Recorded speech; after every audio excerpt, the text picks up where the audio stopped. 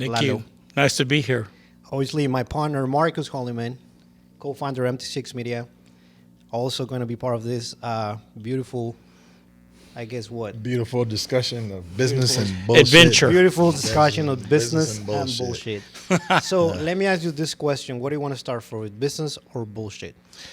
Bullshit. Bullshit. Bullshit for 200. Dead gum. Dadgum. Dead gum. First, what are you drinking, actually? That's rum and Coke. I'm not sure what kind of rum it is. Wait, is it 5 o'clock already? Somewhere it is. Somewhere it is. In 5 o'clock. Laredo, it's 5 o'clock. Oh, so, okay, that's right. It's 5 always 5 o'clock on Laredo. So you want to start with bullshit then? Yeah. Bullshit for 200. Just get right to the bullshit. Why don't you give me 5 minutes to the audience? Why don't you tell the audience who you are? Who's Edward Roush? Who's the legend? Oh, my gosh. Bullshit. I'm just a guy. I'm just a guy with a lot of experience. You know, you can have all the education in the world, but it's a matter of living through the ups and downs of deals and experiences, some good, some bad, but it's how you're able to learn from all of it. You know, I have this philosophy that, you know, nothing's really wrong. Nothing can go wrong because I can learn from every single failure or slip up or screw up or someone else's screw up and weave that into my own style and strategy and learn from it. Learn from my mistakes and learn from the other guy's mistakes. So my background, you know, overeducated, high school, college, law school. And the problem in the United States is that's the system, that's the way you do it, and then they turn you loose on society, which really sucks for a lot of the businessmen because, you know, you might get someone super green who has all this education and could not get themselves out of a paper bag. And so, you know, in other countries, they have the apprentice system, which is a great way.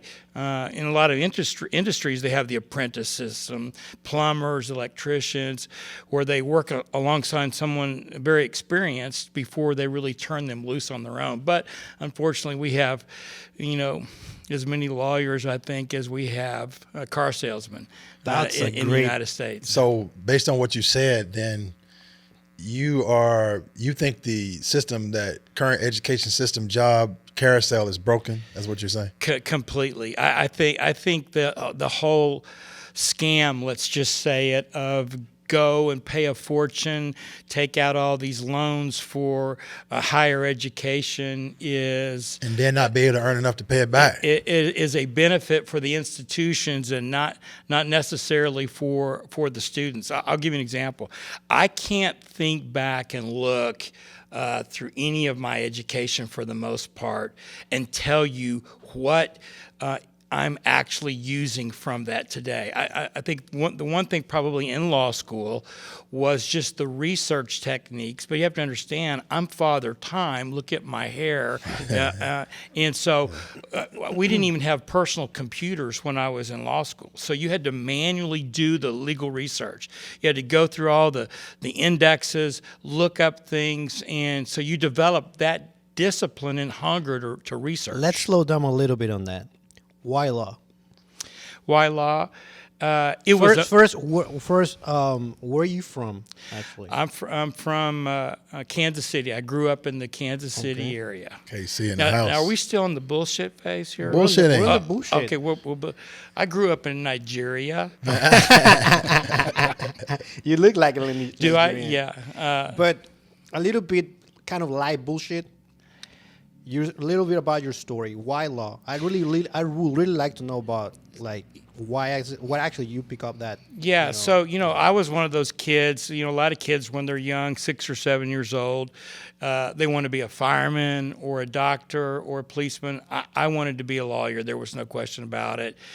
I wanted to be a lawyer because as I looked at the leaders in the country, almost everybody in Congress and Senate were all lawyers. So it was the lawyers who were writing the law. And so I was altruistic. So when I first went to law school, I wanted to be a criminal lawyer. I wanted to defend people. I was very idealistic. And after about the first 6 months of law school, I changed from that because that's not where the money was. Okay. I mean, to be honest with So you. was it money or was it passion? Well, I was passionate about just doing something not routine. I don't like simple things. I don't like ordinary things because I get very bored. I'm like a lot of people. We like challenges. I mean, the people who are the great entrepreneurs are the ones who love challenges. They don't like routines. They don't like patterns. They want to push the edge and do something that no one else has done. So for the law, it was just a means to an end. I mean, I don't really formally practice anymore. The education and the experience I got, though, was invaluable in the business world in which I'm in right now. So I think a lot of people want to know. Then you hit a nugget there. Then a lot of the audience, a lot of people want to know where is the money then. So if you move to a certain type of law to where the money is, so where is the money? Well, so I migrated away from being a criminal lawyer. I didn't want to do that, so I did litigation. Right out of law school. What year we're talking about? A long time ago. A long time ago. After the Declaration give of me some bullshitting Independence here. was signed. Give me some bullshitting here. So I got out of law school in 1983, Okay. and I did litigation. And litigation is when you're fighting. You're fighting a civil battle with some other party, Yeah. and you're litigating, claims, contracts. And I fell in love with business in the middle of litigation because when I would litigate, I would have to pretty much learn the subject matter of the company or the businesses that I was representing. So, I can remember I had a real estate case. I'll tell you my Laredo tie. I had a real estate case in Austin, and sued a group and over a real estate contract, real estate transaction. This is in the era of the U.S. when the real estate market was booming in Texas in the early '80s. I didn't know the first thing about real estate. That was the old SNL, right? All that. Back in the That's SNL what- days. SNL was Yeah. it Savings SNL? loans. Yeah, so I had to literally learn the lingo. What was a flip? What's an escrow? What's earnest money? What's a feasibility period? I like all that. I had to literally learn all that in a crash course so that when I'm litigating or when I'm taking the deposition of a guy, I can ask intelligent questions. Mm-hmm.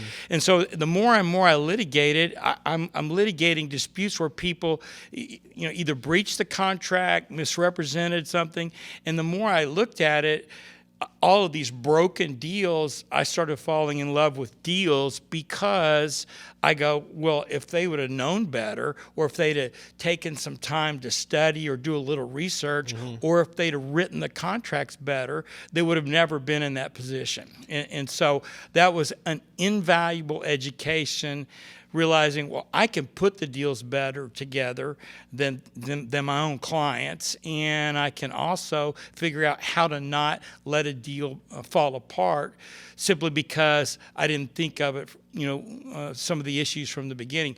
But you learn a lot through broken deals, through deals that failed, and Those are the base cases. an entrepreneur should learn from failure. You should embrace failure.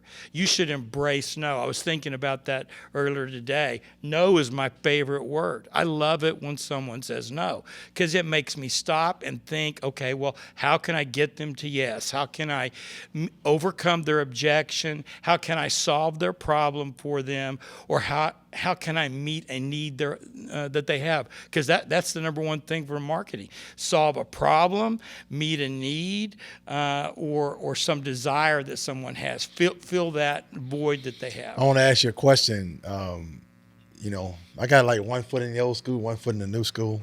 And you got all these cats on Facebook and the television talking about, well, I flip houses, and you got this stuff on television, flip this house, flip that, flip this. That's real simple shit compared to the old school. When I came up in the game, they were doing this stuff called the sophisticated Dallas flips and this I was in the middle of all those. Exactly. That's how we met. So I'm getting ready to pull some teeth right now. So I want you to tell all these cats that think they're flipping. I bought a house. I paid, 150 grand. I put in a kitchen and I flipped it and made 20,000.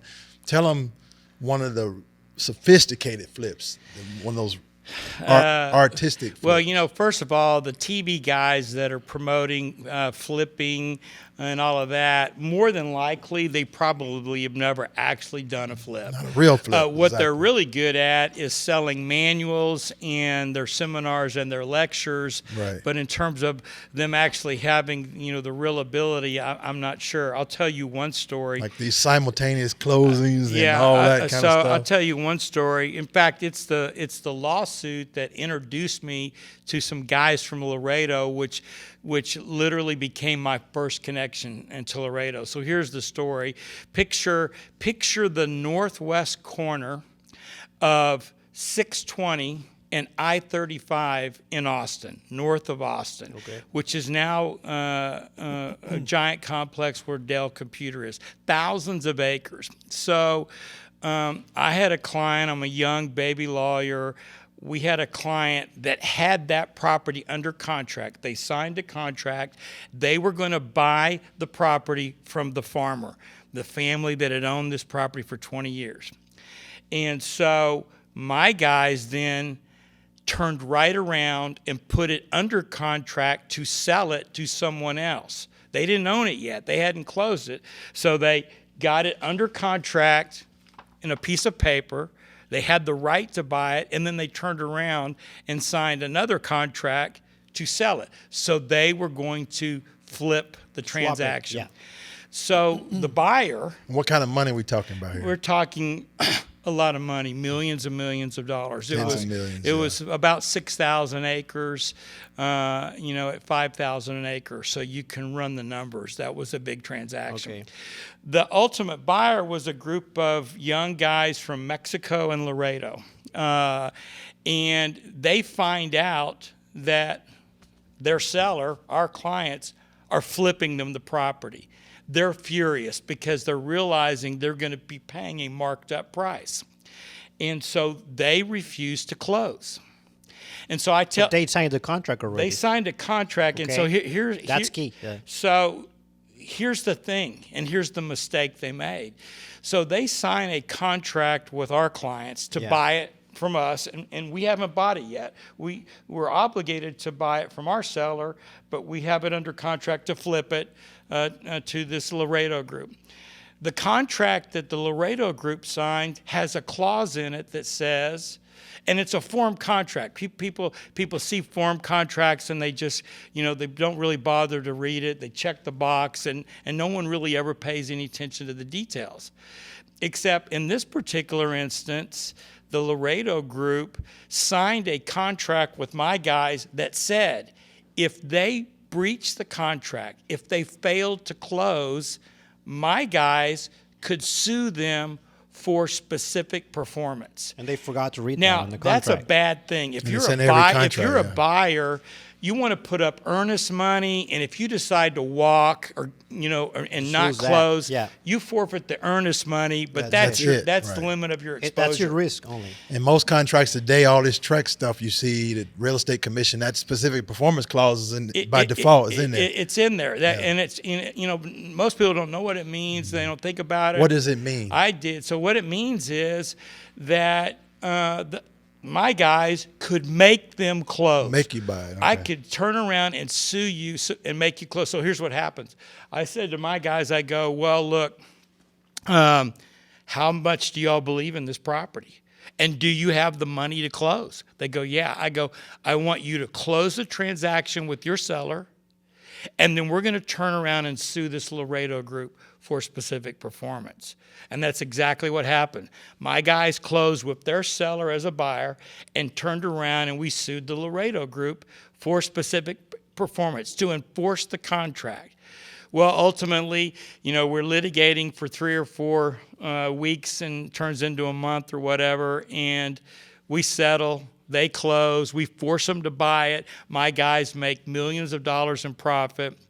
And so it's all over with, I'm sitting in my office one day because there's an art to doing good. In other words, if you are sharp in business, or if you demonstrate excellence, or that you've done your homework, it gets people's attention. They pay attention. They remember you. And so a month later, I'm not thinking anything about it, and one of the guys calls me from here in Laredo and says, "Hey, Edward, can we take you to lunch?" And I'm a young guy, I have to go ask, one of the partners of the firm. The enemy just called me. What am I supposed to do? What's kosher here? And so he joked about it. He says, "Well, who knows? Maybe they want to hire you." So sure enough, I go to lunch with this Laredo group, and it's a bunch of young guys, sharpest dressers I've ever seen. Some were from Monterey, some from Mexico City, and some from here in Laredo. They said, "Look, this was our first deal in Texas and in the United States.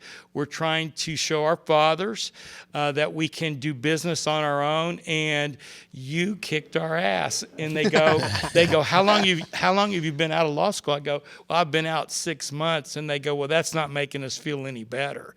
And I said, they said, "Well, do you do real estate?" I go, "I do now." I happen to be involved in a case. I do now, because I learned all the lingo. I learned the art of the deal. I also learned what was important and not important.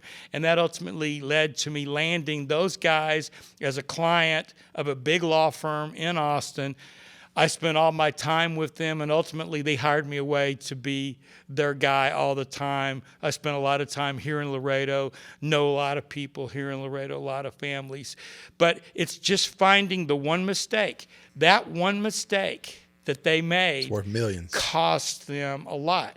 And so what happens is people get in the thrill of the deal and the excitement of the deal. And let me tell you what, you make your money when you buy, not when you sell. Of course. That's the key. Mm-hmm. I learned that a long time ago. Yeah. That's So, very interesting. that was a big flip. I mean, let me ask you this question, because I'm kind of curious on this. You have the experience of dealing with international clients from everywhere in the world. And we are at the border between Mexico and the United States and Laredo, Texas, right? So I'm reminded of that every time I'm here, because my cell phone, the bleed over, because I stay down at La Posada, and I'm right there. Cheers to La Posada, so by the way. Yeah. AT&T Max right here. Right. So my question to you now, because the difference between doing business with somebody who is a Mexican businessman and a person from the USA, what's the big difference based on your experience that they do different than the other party in that way? Well, it depends on what period of time in history. Let's go back in time. Let's go back in time. Let's talk about real estate. Yeah, so let's go back in time. A lot of it has everything to do with the economy and currency exchange and what's happening. So let's look at the 80s and the 90s, when the peso was I like where we're going. so This is highly very good. devalued that people with money, any kind of money, needed to get their money out of their country legally, if they could, okay, and get it into dollar-denominated assets. And the unique thing that I noticed about the foreign investor, which I really like, and I've learned a lot from them, is they like to see it, feel it, touch it. That's why they like the tangible assets. They like to see the real estate. Mark Twain says, "Buy land because they're not making any more." And so they loved real estate. They can see it, feel it, touch it. If they bought a piece of raw land at the corner of a major intersection on a freeway, that land ain't going anywhere. They can build something on it. If that doesn't work, they can tear it down and build something else. So, and it wouldn't devalue to zero. It's going to be worth something. Yeah, appreciating their desire for security, and not being exposed to a risk of loss of their capital. I mean, I think I'm really sensitive to that. So they don't want to take. Let me go a little bit deeper on that real quick. That's what I noticed from the Mexican investor or Mexican businessman versus the U.S. businessman. They're more concerned with the return of their money before the return on the money. And the Okay. American businessman, they're chasing the returns. Let me on just the say money. something. Are we talking about business or bullshit? Or I think we're flipping on business now, right? We've been We kind of flipped to business. We've been look like, doing we both. business. Because I like kinda this where we're jumped- heading right jumped now. over. I have Well, you to said 5 minutes, and so I was keeping track. So. I have a question to you then. On that part, I want to go a little bit deeper, just a little bit on this. The word credit and the way to play with credit, because you know the United States, the whole game is about credit. But when you actually translate that to the Mexican investor, and it's cash, how do you actually deal with that kind of mindset when you know that you can leverage your deal multiple times? I'll give you the With perfect credit. perfect answer. Go ahead. Okay, a lot of foreign investors, okay, they do not want to disclose, nor do they want anyone to really know of their true financial condition. There's a whole host of reasons for that. They may not want their own home country and individuals to know what they really have and they don't have. Therefore, in my experience, if they go into a transaction, they want to do a transaction where their risk of loss is limited to the capital that they outlaid, the hard cash that they put into it. Right. Not the contingent possibility of, oh my God, I not only put $250,000 down on this $1 million deal, but I signed a note for $750,000. They don't want to be in debt. They don't in want They other don't want words. to be in debt, and they don't want to be exposed To long-term obligation. Right, because in Mexico, the culture it's they Cash. hate to marry the bank Right. Pay cash. because what the bank in Mexico they charge you big yield Correct. interest versus probably this other side, but they come with this type of mindset where I don't like to marry the bank. So here's what I would used to do. Here's how I got You'd rather around pay that. cash. Exactly. Here's how I got around it. Leverage is important. Yes, Good it is. leverage. And- Good and- leverage. Good by the Good way, leverage. yeah. Good leverage lets your dollar go even farther. So Right. I can't say that I was a genius for thinking of this. It just had to do with the facts and circumstances. So when I had the foreign investor who wanted to do a deal, they wanted their risk to be limited to the cash they paid down.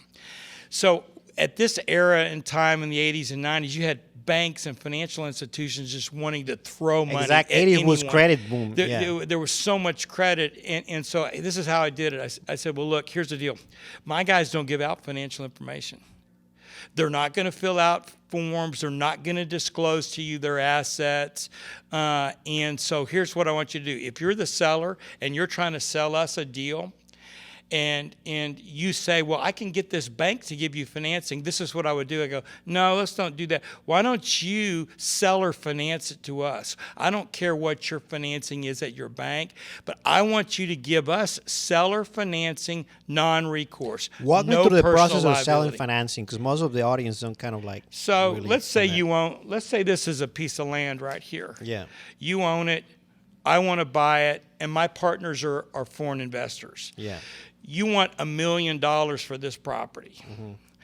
We're willing to put $250,000 down. We don't want to go to a bank or a financial institution because we don't want to have to disclose Right. financial information. So the seller, are saying, Edward, I can introduce you and all your partners to banks who will loan you the $750 so you can get the whole $1 million. And I would say, no, we don't want to do that. You need to understand the culture, the mentality, and the privacy concerns of the foreign investor. So I want you to be the bank. I want you to seller finance. And they would usually say, well, well, we have existing financing. I go, that's okay. We can wrap it. We can do what's called wrap financing. So we will give you a note for $750,000. But that note says we have no personal liability, that if we default on the payment of that, the most we ever lose is the $250,000 that we paid got you down. now. What about the rate on that part? That's non-recourse liability. Well, the What big about the alligator rate? eats Is up it the little higher one. or is it competitive in the like It's the, all like the it's bank? negotiated, but we didn't really, if we knew that we could sell it, we weren't really concerned about the interest expense at that time. There were periods of time, in the very early 80s where interest rates were at 20%. That was the old Volcker. Which was insane. But I don't know if we have that interest rate exposure just yet. We have inflation that's nipping around out there. 2.5, 3%. But let me tell you what, seller financing, so whether it's land, whether it's a company, seller financing is a great way to pull off deals, but you have to be very concerned about taking on any personal liability. So this is the way I usually said to them. They go, well, we need personal liability. And I would say, well, then what that concerns me, because you're then pretty much telling me your $1 million deal is not worth $1 million. So if you have enough confidence in that asset that you're going to sell me, you should be totally comfortable with having $750,000 exposure against the collateral that you're selling me for $1 million. Right. So you can do seller financing on all kinds of transactions, purchasing of intellectual property, buying stock in a business, buying assets. It's a very effective tool, but the devil's in the details on the front end, and that's why the documentation and thinking about it and thinking about all the bad things that can happen and reverse engineering to the present is a prudent thing for entrepreneurs to do. Well, I think that you're the man for all those Mexican investors who wants to, start sending. My first exposure to the Latin culture, I remember the very first business dinner I ever went to. I was the gringo lawyer. The entire meeting, and I resembled that remark. I laughed about it. The very first business dinner meeting I ever had. Dinner didn't start until like 10 o'clock at night. I mean, by the time I got to Mexico City and got to my hotel, and they said, we're going to have dinner. I'm assuming that's like 7 or 8 o'clock. Oh, no. Dinner didn't start till 10 or 10:30, and it goes on for hours, and there's no business discussed. Not one bit. There's nothing discussed about business. Party first. On that, you're right. There's a culture in Mexico when you're going to be doing business with somebody, and they happen to invite you over dinner or lunch or whatever it is, breakfast. Don't expect it. You never start with business first. Never. And it's all casual first. But you know what's interesting? They both know it has to be casual. I have to have the conversation with you first. Yeah, but because they want to get to know you, and I think that's part of the problem with a lot of Americans they don't understand it's this. It's flipped. In America, it's business first, party second.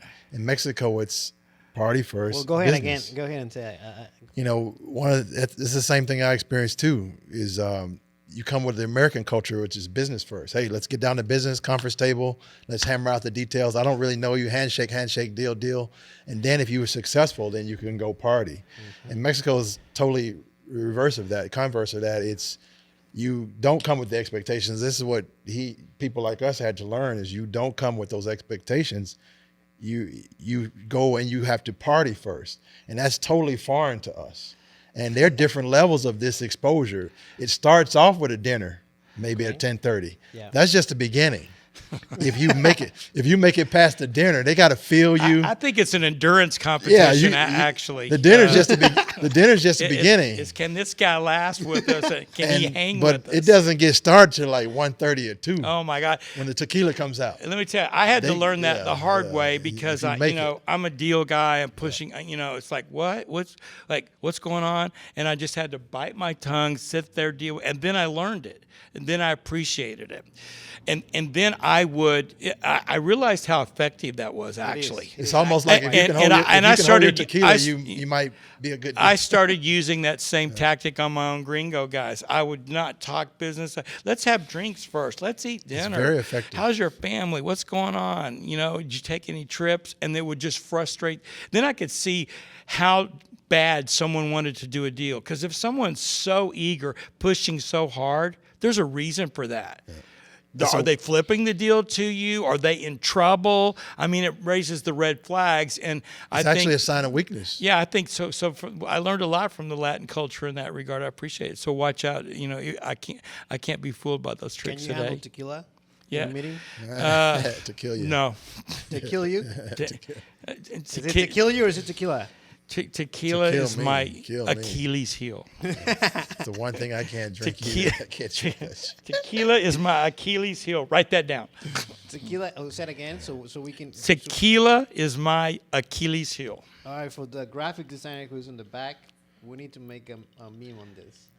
It has to be something in that shit. It's agave, where they grow it or Let something. me tell you. Do I have time to tell you a Americans tequila just story? I can't handle it.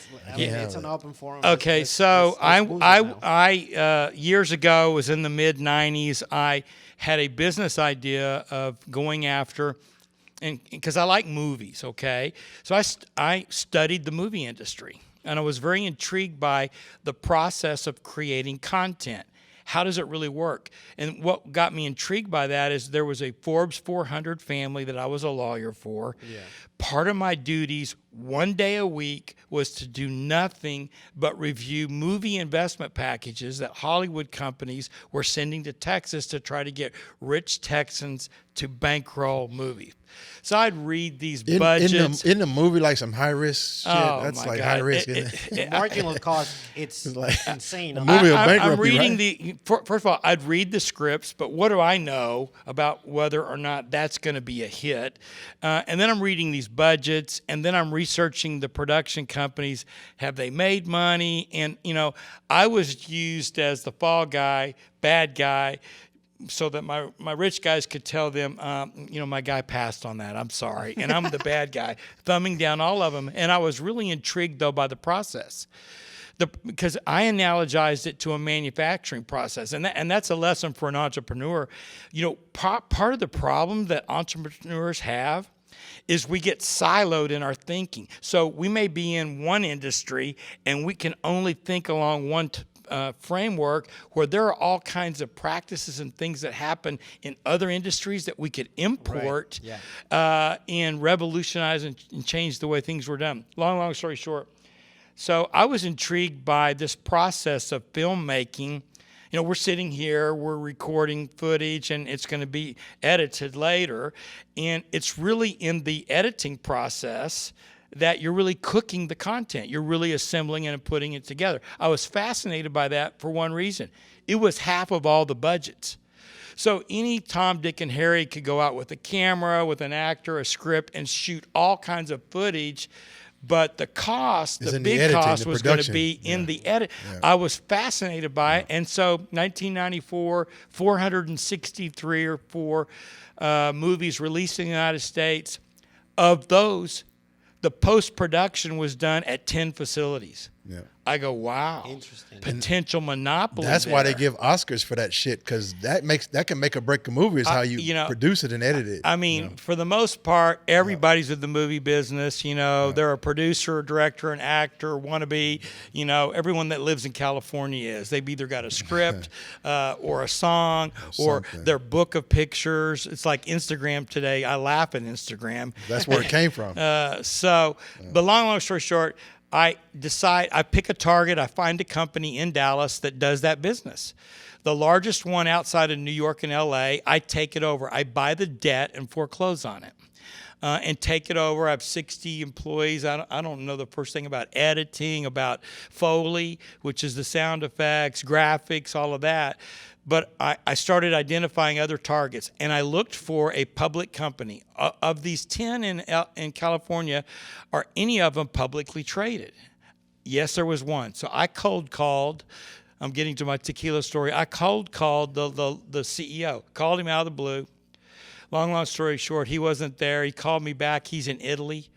I jump on a plane and go see him in Italy, which blew his mind, and started to make a deal. He wanted me to fly to L.A. And meet with his partner.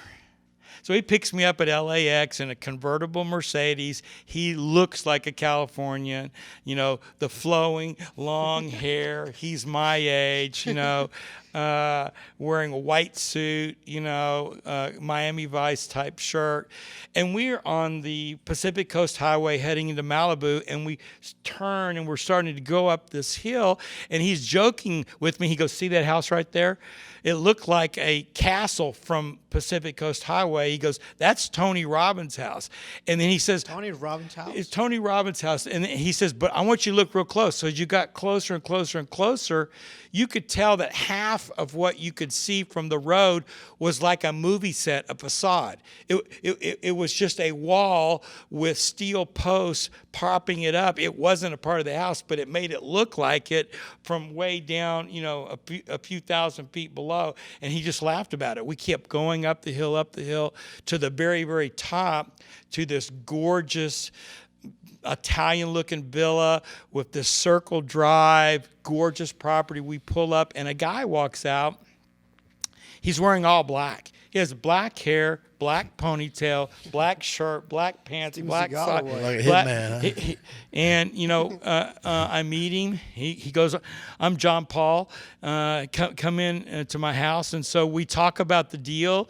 And he's a big shareholder. And he says, "Robert likes you." He goes, "I like you." He says, "I just bought this new tequila company." He goes, "Let's celebrate." And so he brings out this tequila. What year was it? 1994. Oh, okay. It just got Patron, so probably had the, Right. Right. And so the guy's name is John Paul DeJoria, and the tequila was Patron tequila. Patron tequila. And so this is what I remember about that experience. I left his house 2 days later. I went for a meeting, and I left the house 2 days later. So tequila is my Achilles heel. So if y'all didn't catch that, he blacked out for 2 days. So, I'm gone for 2 days. I'm out. You kind of meditate for 2 days then. It's a giant. I don't remember what I did. Fortunately, no pictures have surfaced of it anywhere. So that's my tequila. And that's when story. John had black hair. It ain't black no more, so you catch cheers that too. to John. So he was Hi, young. John. They were young back then. So he's a Texas resident. He's made more money. He was known for John. The hair products, right? Paul Mitchell hair Paul care Mitchell, products. He did Patron. Made a lot of money on that, but he's made most of his money on oil and gas. He came to Texas, bought a lot of oil and gas. A lot of people leases. don't know that. They know about the hair and the Patron, but not the oil and gas. And so here's the unique thing about guys like that, and this is a lesson for an entrepreneur. Yeah. Let me give you a trivia question and see if you can get the answer, okay? Do you have any idea who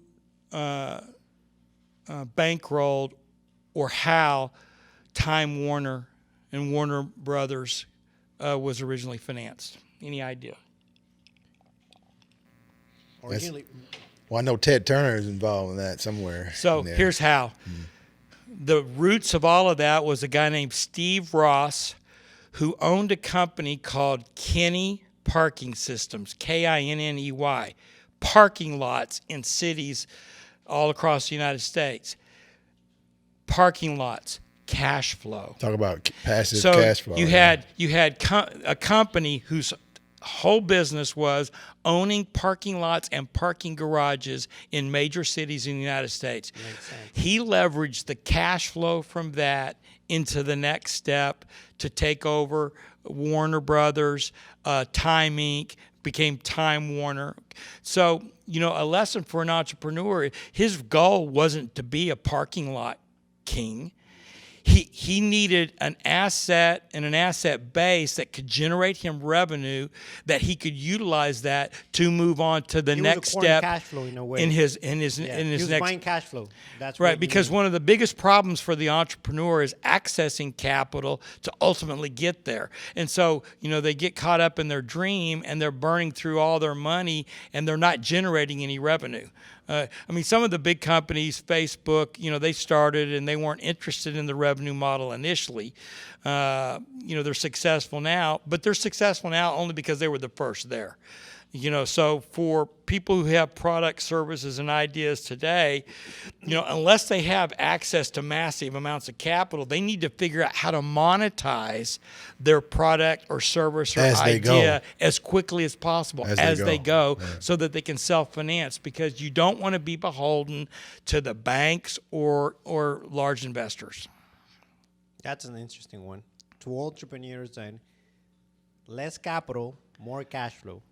More cash flow, more capital. Well, income is king. Cash flow is king. I'm not saying go out and buy parking lots, because they're kind of a rare breed now. A lot of cities have regulated them out of existence. They've changed the zoning, which, I'll give you an example. In L.A., probably 10 years ago, I was out there looking at a few deals, and I saw a parking lot that was on less than an acre, and that property sold for $60 million, just the real estate. So, the interesting angle to that is sometimes you go after certain assets and businesses to only hold them and leverage them and utilize them as a tool for your next step. I'll tell you one other story, because I learned from stories, living them, seeing them, and hearing them.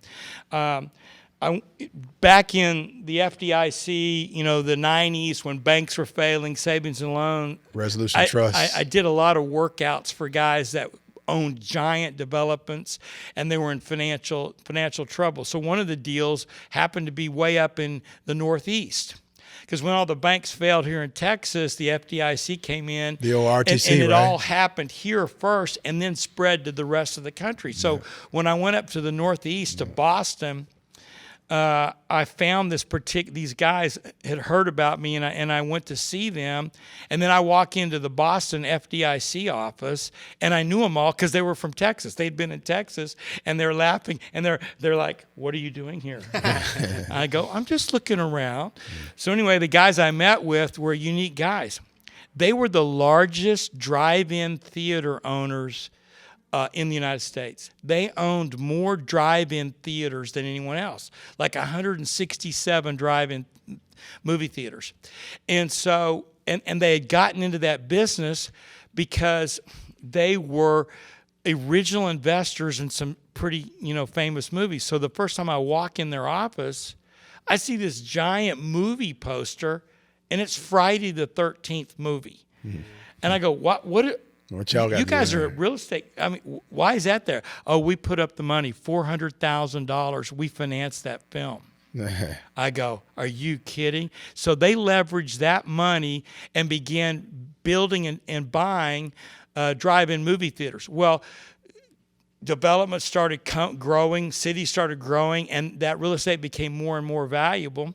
And so then they leveraged that and began doing real estate development. But they got outside of their core expertise because they didn't know anything about real estate development. They should have stuck with financing horror pictures. Because Friday the 13th became a franchise. That film is made tens and hundreds of millions of dollars. And they spent the money, $400,000 to make the original film.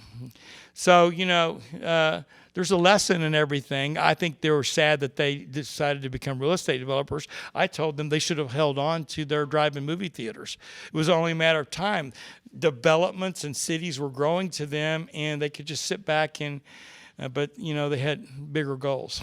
So you're in wrong goals. It also shows another thing, that you have to keep moving, because the assets that if you just sit on them, they will sometimes expire, because the drive-in theater industry was only for a certain period of time. There's actually one south of Dallas on I-45 now. It's a novelty. It's kind of popular, and it's a novelty. I have one final question to you, my friend.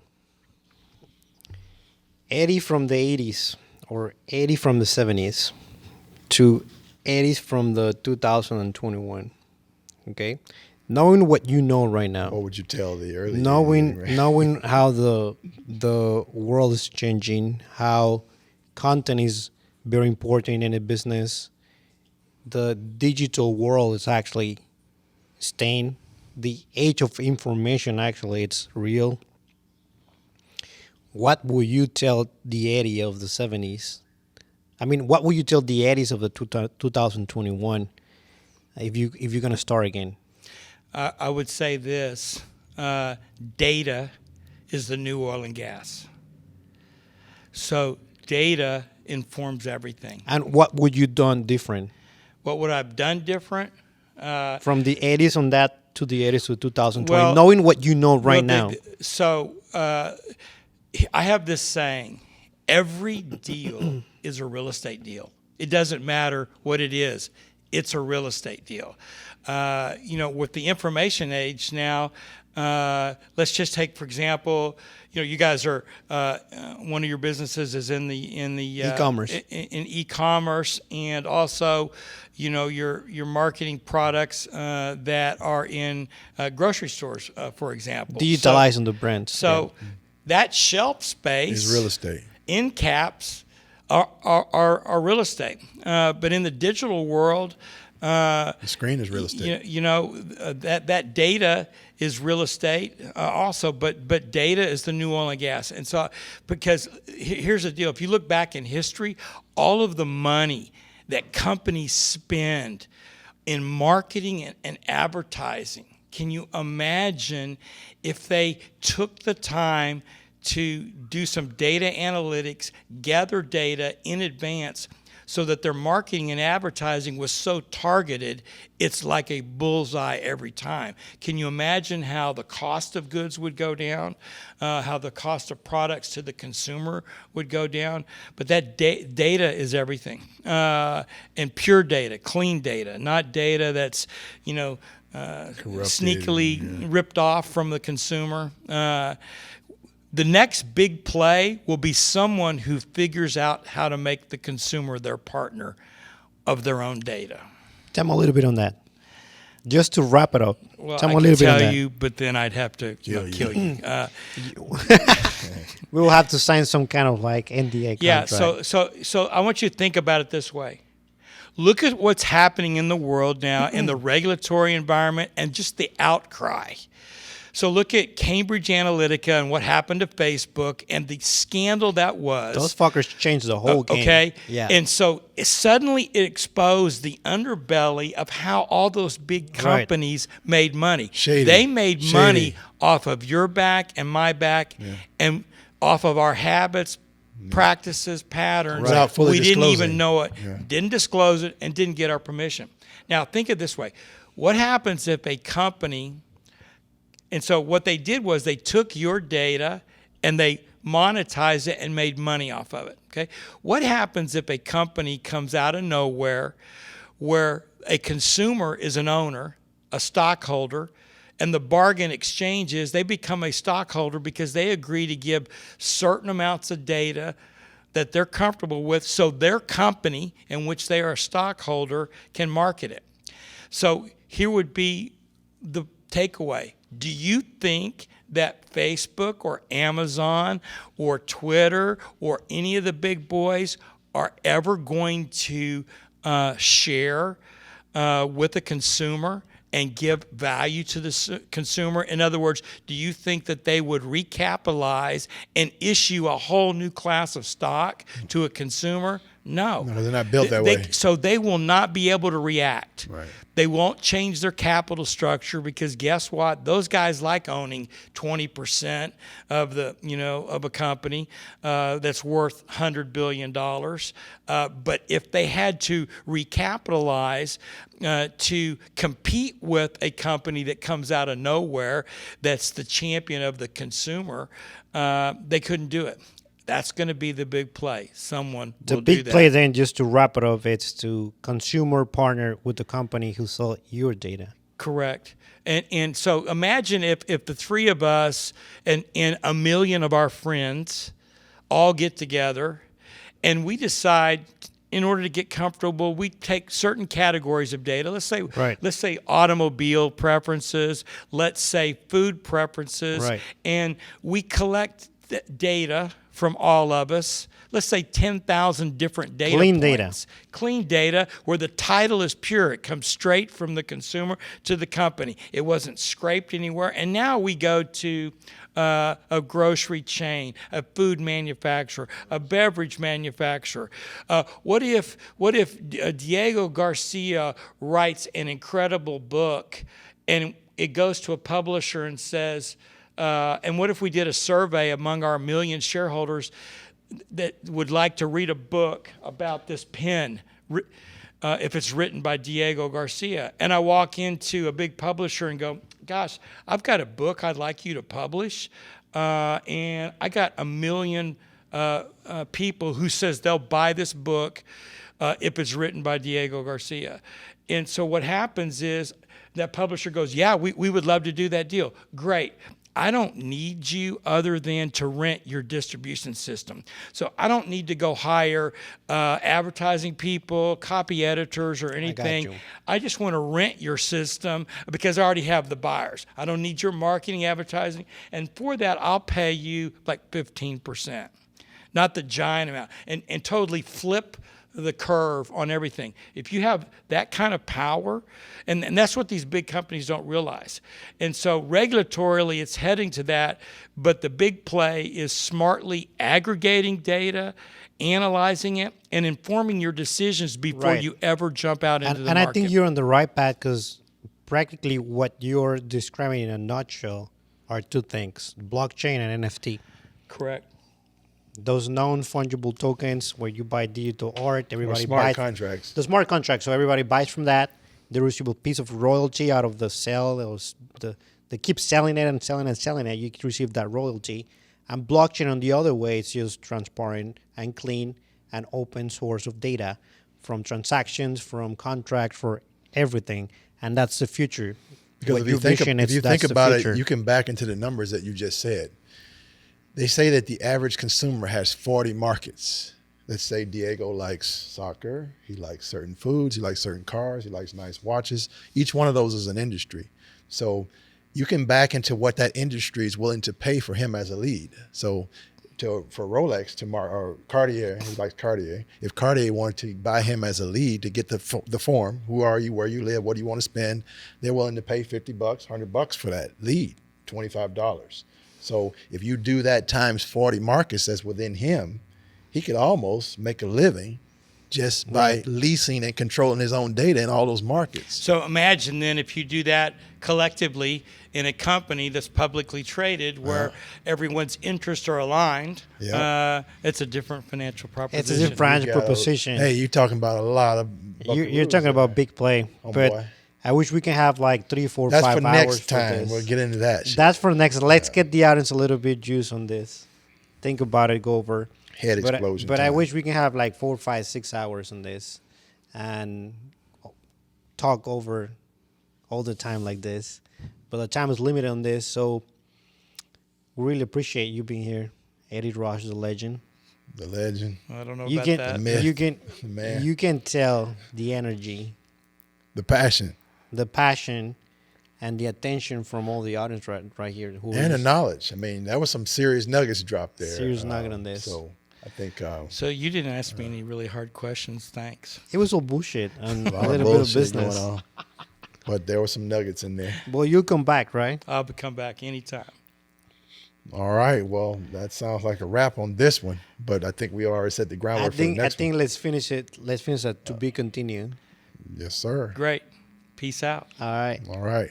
A todos los que nos vieron en este podcast, pedazo de contenido, como le quieras llamar, Edward Roush, la leyenda, experto en temas legales, un genio en su arte, en lo que hace, apasionado en el tema de, realmente en tema de todo, emprendimiento, sistemas legales, cómo funciona, su mente trabaja muy macro y todo eso lo ha ayudado a pensar siempre en grande, en tener ese punto de magnetismo con la gente, en admirar su belleza en la mente, en cómo él piensa.